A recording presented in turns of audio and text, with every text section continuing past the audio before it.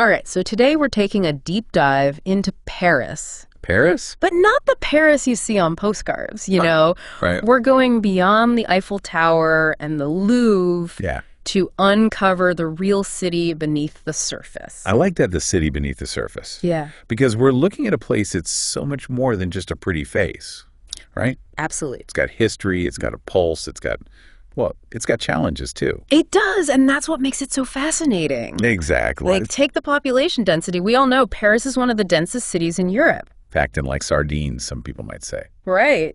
But get this, the population's actually shrinking. Shrinking. Shrinking. Now that's interesting, because you'd think a city that's constantly drawing people in would just keep booming. You would, and that's what makes this deep dive so interesting. It's full of these little contradictions. Contradictions, I like that. Yeah, because we're looking at these historical forces bumping up against modern life. Exactly, and that population density, that's a legacy, centuries in the making. So we're talking about how Paris grew, how it evolved within these boundaries that were drawn long ago. And now in the 21st century, those boundaries, they create these pressures, these questions about how a modern city functions. And it's not just about fitting everyone in, it's about making Paris livable. Sustainable. Exactly. Which reminds me, Paris has won awards for its sustainable transport. No kidding. Twice.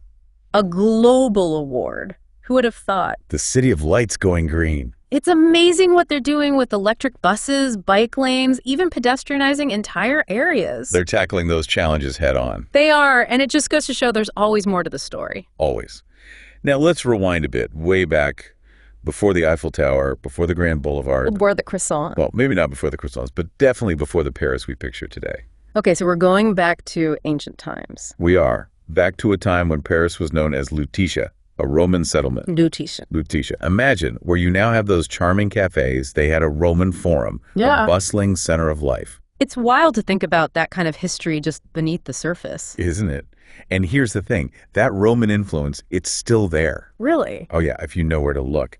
Some of those street layouts, the way certain areas are organized, echoes of that Roman city planning. Wow, so we're talking about layers upon layers of history. Exactly. And speaking of history, let's not forget about the Vikings. The Vikings! Wait, Paris was invaded by Vikings. Oh yeah, besieged, in fact. Are you kidding? Nope. They came sailing up the Seine, trying to conquer the city. I never knew that. And the fact that Paris held them off, that was huge. It cemented its strategic importance, helped set the stage for it to become the capital of France. Wow. So this one event, it shaped the destiny of a nation.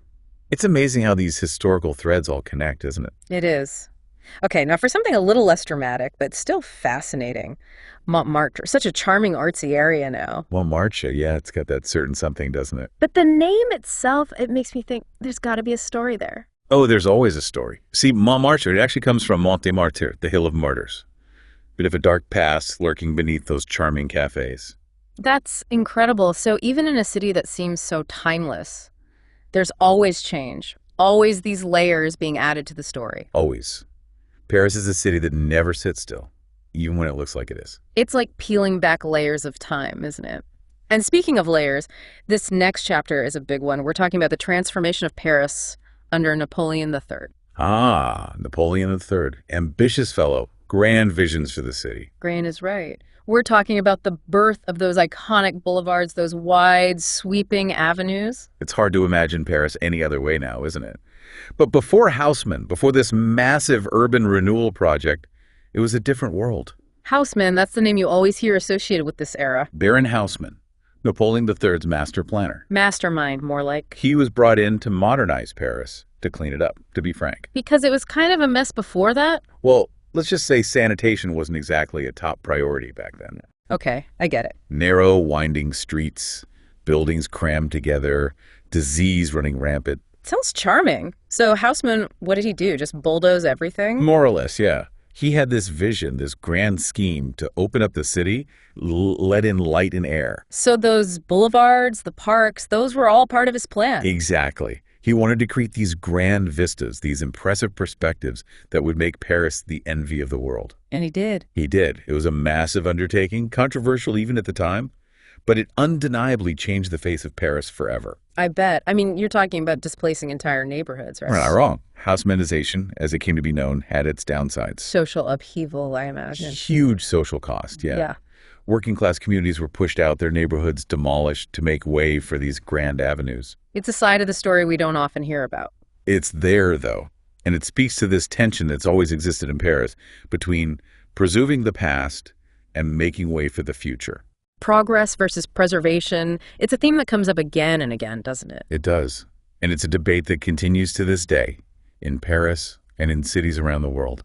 It makes you think, behind those beautiful facades, there are stories, whole communities that were impacted by these decisions. Absolutely. Every stone has a story, they say, and Paris is full of stones. Speaking of stories, I was struck by something in the research you shared. Paris, it's a city of renters, isn't it? It is.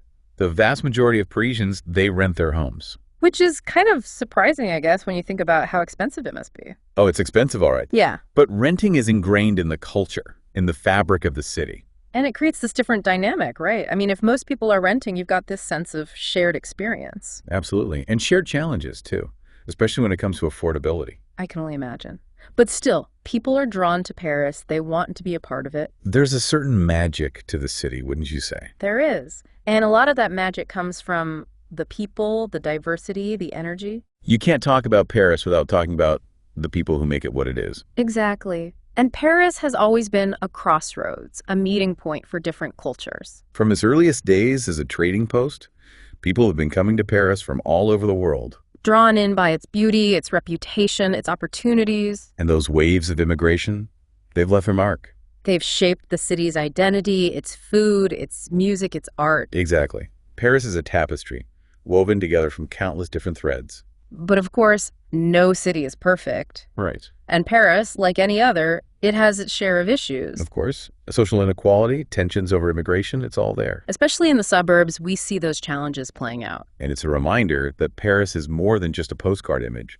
It's a real city with real problems. But it's also a city that's constantly evolving, trying to find solutions. And that's what makes it so fascinating to study, to explore. Because it's a microcosm of the challenges and triumphs we see in cities around the world. And speaking of triumphs, let's talk about something Paris is known for, something it excels at: culture. Paris and culture.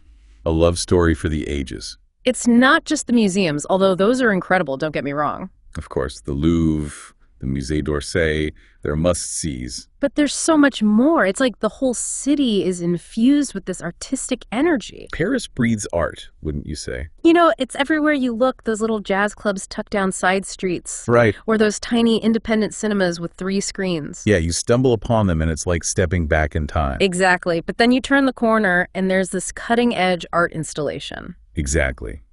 Paris doesn't just preserve the past, it builds on it. It really does. And speaking of building on the past, Paris is really leading the way in sustainability. Absolutely. Sustainability is huge there right now. They're really going for it with the whole green city thing. Yeah. And it's not just about planting more trees, although don't get me wrong, the parks in Paris are amazing. They are, but it goes deeper than that. It does. You see it in the urban farms popping up the green roofs on buildings. The whole push for sustainable living. They're really trying to rethink what it means to be a modern city. They are. And they're not afraid to experiment, to try new things. Which is inspiring to see. It's like they're taking all this history, all this tradition, and using it as a foundation to build something new. Exactly. It's that same spirit of innovation that we saw with Haussmann. But this time it's about working with the environment, not against it. And it just goes to show that Paris is always evolving, always adapting. Always. But let's not forget, Paris faces challenges too, just like any global city. Right, we can't ignore those. Issues of affordable housing, social integration, security concerns. These are real issues that Parisians grapple with every day. It's a good reminder that there's always more to the story, even in a city as beautiful and romantic as Paris. Absolutely. It's about looking beyond the surface, understanding the complexities, the challenges alongside the triumphs. Because that's what makes Paris so fascinating, right? It's not a museum piece, it's a living, breathing city. Exactly. With a heartbeat you can feel on every street corner. This deep dive has completely changed how I see Paris. For me, it's a reminder that every city has its secrets, its stories waiting to be uncovered. So to everyone listening, we challenge you to look beyond those postcard images, to dig a little deeper the next time you're exploring a new place. Because you never know what you might find. And who knows, maybe you'll even uncover your own Paris story.